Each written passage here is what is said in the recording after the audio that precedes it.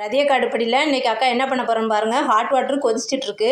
இடியாப்பம் தான் செய்ய போகிறேன். வாங்க அக்கா ஸ்டைலில் எப்படி இடியாப்பம் செய்கிறேன்னு பாருங்கள். இது வந்து 2 கப்பு மாவு நம்ம வந்து வீட்டிலே 2 மணி நேரம் ஊற வச்சு அரைச்சி மிக்சிலே அரைச்சிட்டு வறுத்து வச்சுருக்கிறேன்.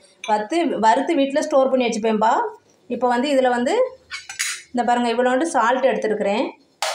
தூள் உப்பு அது கொஞ்சம் சதன்னு ஏன் இருக்குது அப்படின்னாக்கா நான் வந்து வீட்டிலே அரைப்பேன். கல் உப்பை தூள் உப்பு ஆக்குவேன். அதனால தான் இதில் கொஞ்சம் வாட்டரை ஊற்றி கொஞ்சம் கலந்து ஃபஸ்ட்டு அந்த மாவில் ஊற்றிக்கலாம்.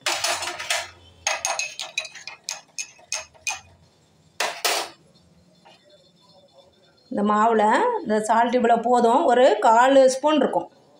1/4 ஸ்பூனு தூள் உப்பு எடுத்துகிட்டு கலந்துக்கிறோம். இப்போ இந்த கொதிக்கிற வாட்டரை அடுப்பை ஆஃப் பண்ணிவிட்டு நல்லா கொதித்த வாட்டர் தான் ஊற்றணும். அப்போ தான் இடியாப்பம் நல்லா சாஃப்டாக வரும்னு எங்கள் அம்மா சொல்லுவாங்க. இது கொஞ்சம் கொஞ்சமாக ஊற்றி நம்ம வந்து நல்லா கிளறணும்.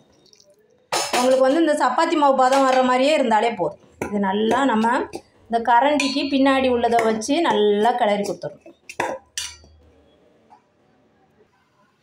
இப்போ நல்லா ஆறணுன்னா அக்கா கையிலே பசஞ்சிட்டேன் பாருங்கள். எந்த அளவு பசஞ்சிருக்கேன் பாருங்கள். அவ்வளோதான். இது வந்து இடியாப்ப மாவு பதம். இப்போ நம்ம அக்கா வந்து அந்த முறுக்கு புளிகிற இது கடையில் வாங்கினது தான்.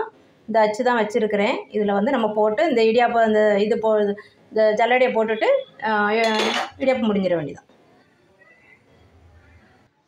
இப்போ அடுப்பை பற்ற வச்சுட்டு இட்லி சட்டியாக அடுப்பில் வச்சு வாட்டர் ஊற்றிட்டு மேலே வந்து அந்த இட்லி தட்டை வச்சுட்டேன். இடியாப்பம் முடிகிறதுக்கு கொஞ்சம் நல்லெண்ணெய் தடவுறேன். நீங்கள் குழந்தைங்களுக்குன்னா கொஞ்சம் கீயே தடவுங்க, ரொம்ப நல்லது தான். இப்போ நம்ம அதில் இடியாப்பம் பிடிஞ்சி விட்டுருக்கலாம். இப்போ அக்கா ஒரு கையில் கேமரா வச்சுட்டு ஒரு கையில் தான் பிணிய போகிறேன்.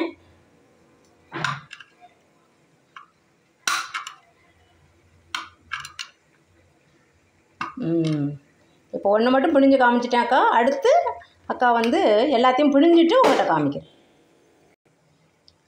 அவ்வளோதான். எல்லா மாவும் காலி.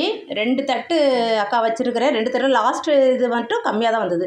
இது வந்து 2 குழந்தைங்களுக்கு தான் எங்கள் வீட்டில் டெய்லி இட்லி தோசையா அப்படின்னு கேட்குறாங்க. அதனால் இன்றைக்கி லீவு டே சண்டே, அதனால் இடியாப்பம். இது நல்லா டைட்டாக அழுத்தி மூடிட்டு நம்ம ஐஸ் ஃபீட் வச்சிடலாம். அடுப்பை சீக்கிரமாக வெந்துடும். இப்போ இடியாப்பம் வேகிறதுக்கு டைமே எடுக்காதுப்பா. இப்போ வெந்துருச்சான்னு பார்ப்போம். ஏன்னா 1 மினிட்டுக்குள்ளே வெந்துடும்.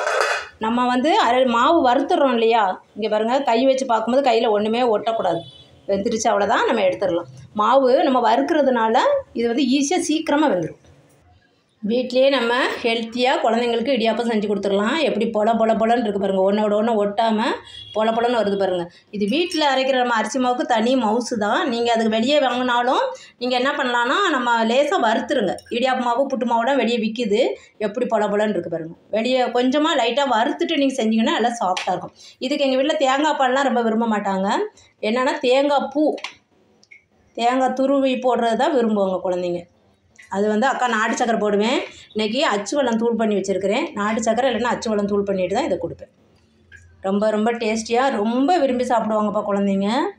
நீங்கள் ஒர்க் போகிற அம்மாவாக இருந்தால் என்ன பண்ணுங்கன்னா நம்ம வெளியே மாவு வாங்கினா லைட்டாக வறுத்துட்டு 1 மினிட்டில் செஞ்சிடலாம். இது அக்கா வீட்டிலையே ஊற வச்சு அரைச்சி நான் வந்து வறுத்து நான் ஃப்ரிட்ஜில் ஸ்டோர் பண்ணி வச்சுப்பேன். இல்லாட்டா வெளியே கூட டப்பர்வேரில் டைட்டாக மூடி வச்சோம்னா 1 மந்த் கூட அப்படியே இருக்கும். செஞ்சு பாருங்கள். செஞ்சு பார்த்துட்டு அக்கா கமெண்ட்டில் எப்படி இருக்குன்னு சொல்லுங்கள். 2 மினிட்டில் நம்ம இடியாப்பம் ரெடி பண்ணிடலாம். தேங்க்யூ.